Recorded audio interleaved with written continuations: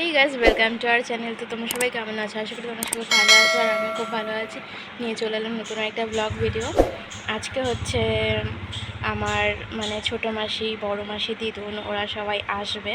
তো ওটা নিয়ে একটা ভিডিও, যে আজকের দিনটা কীরকম কী কাটলো বা কাটবে, তো আর কি রান্না হচ্ছে, কী আয়োজন হচ্ছে, তো সব ভিডিও তোমাদেরকে দেখাচ্ছি। ভিডিওটা স্কিপ না করে দেখতে থাকো।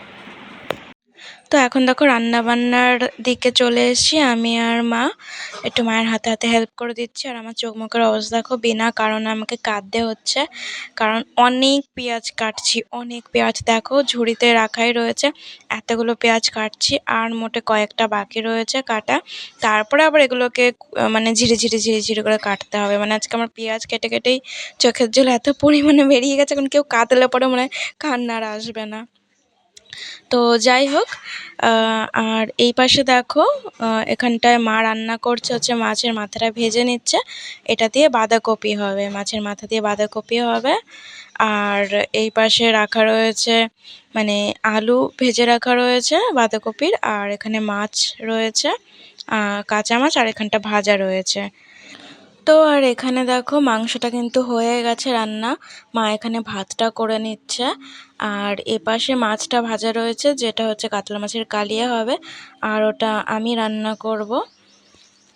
আর এর মধ্যে কিন্তু আমার দিদুন, মাসি ওরা সবাই চলে আসবে। তো চলো, আসতে পারলা তোমরা? দিদুন কোথায়? ও মাসি, দিদুন কোথায়? ও, তোমরা আগে আগে চলে এসছো।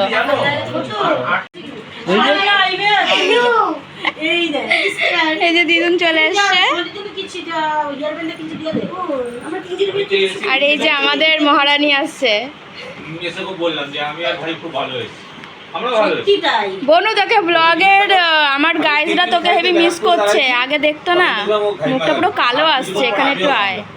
যে এখানে রান্না বান্না কমপ্লিট সব। এই যে এই কাতলা মাছের কালিয়াটা আমি করেছি।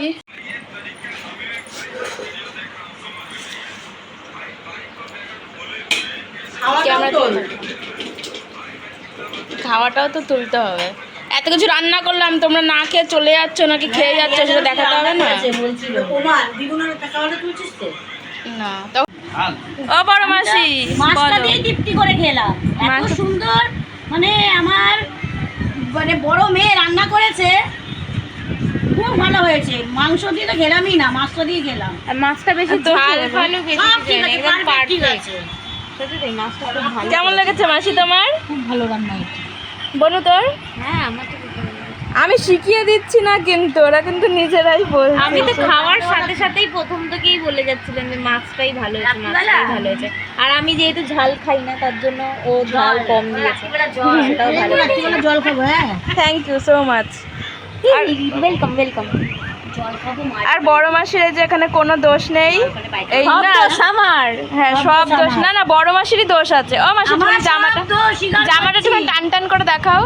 এই যে সব দোষ কিন্তু বড় মাসি। আমি স্বীকার করছি, কিছু করার নেই, সবার দোষ ঘাড়ে নিয়ে নিচ্ছি। কি করবো, সবাই তো আমার সন্তানের মতো।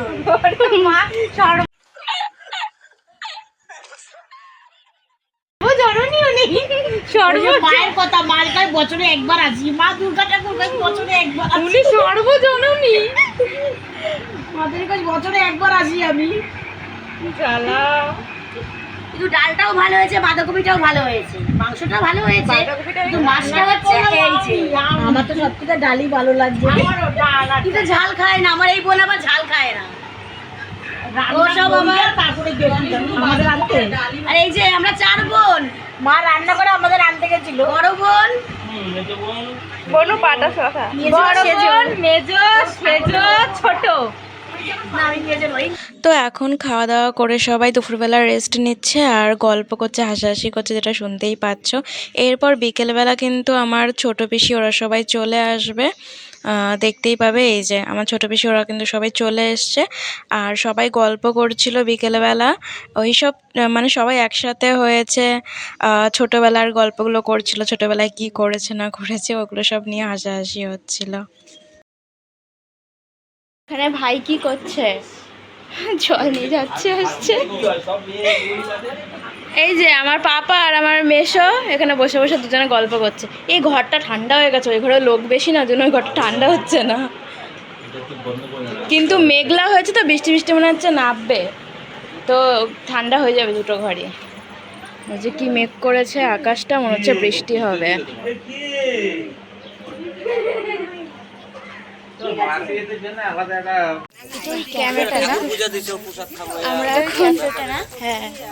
আমরা এখন একটুখানি হাঁটতে বেরিয়েছি সন্ধ্যাবেলা, কারণ ঘরে বসে থেকে একদম ভালো লাগছিল না, আর ঘরে গরম লাগছিল।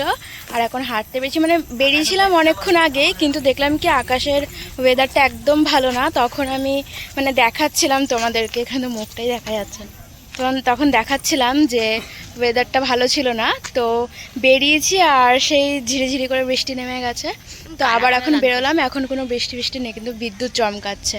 তো চলো আমরা একটুখানি ঘুরে টুরে আসি, তারপরে আবার দেখা হচ্ছে। তো আমি আর ও এখন সেই পার্কে চলে এসেছি। আগে তোমাদেরকে এই পার্কের ভিডিও দিয়েছিলাম, যে আমার বেস্ট ফ্রেন্ড, তার সাথে আমি এসেছিলাম।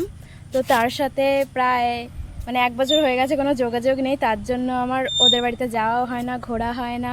কেন কী বৃত্তান্ত অত কিছু আমি বলতে পারবো না, কারণ আমি নিজেও মানে হতভম্ব হয়ে গেছিলাম, ওর সাথে এই জিনিসটা ঘটেছিল।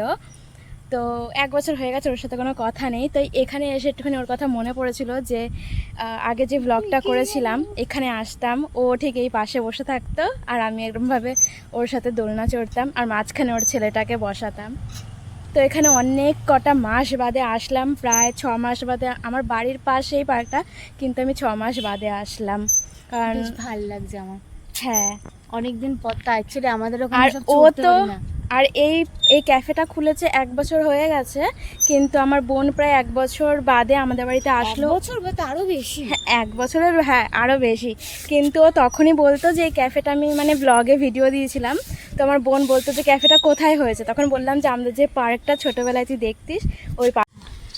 তো তারপরে এই ক্যাফেটা হওয়ার 1 বছর বাদে ও আজ ফাইনালি আসলো। তো সারা দিনই ঘরে ছিল, কারণ এত গরম পড়ে গেছে, মানে ঠান্ডা যাওয়ার পরেই হুট করে গরমটা পড়ে গেল। তো সন্ধেবেলা একটু আসলাম ঘুরতে, ও বললো চল একটুখানি ঘুরে আসি। তো বেরিয়েছি যখন, ওকে বললাম যে তাহলে পরে চল ক্যাফেটার এখানে তো দোলনা আছে, একটু দোলনা চড়ে আসি। তাই চলে আসলাম একটু দোলনা চড়তে। খুব ভালো লাগছে আমার। ভালো লাগছে। তো যাই হোক, বনুরা এখন সবাই টিফিন করে ঠরে বাড়ি চলে যাচ্ছে। আমিও ভিডিওটা এখানে স্টপ করব। তোমাদেরও ভিডিওটা কেমন লাগলো প্লিজ কমেন্ট করে জানিও, আর চ্যানেলে নতুন হয়ে থাকলে পরে সাবস্ক্রাইব করে দিও, লাইক কমেন্ট করে দিও। চলো গাইস, টাটা, বাই। বাবা তা যোগাযোগ রাখবো না, কি করুন? আবার আসবি, আর ঠান্ডা ঠান্ডা পড়ুক। হ্যাঁ আসি, হ্যাঁ, আসো, ফোন করিস। হুম।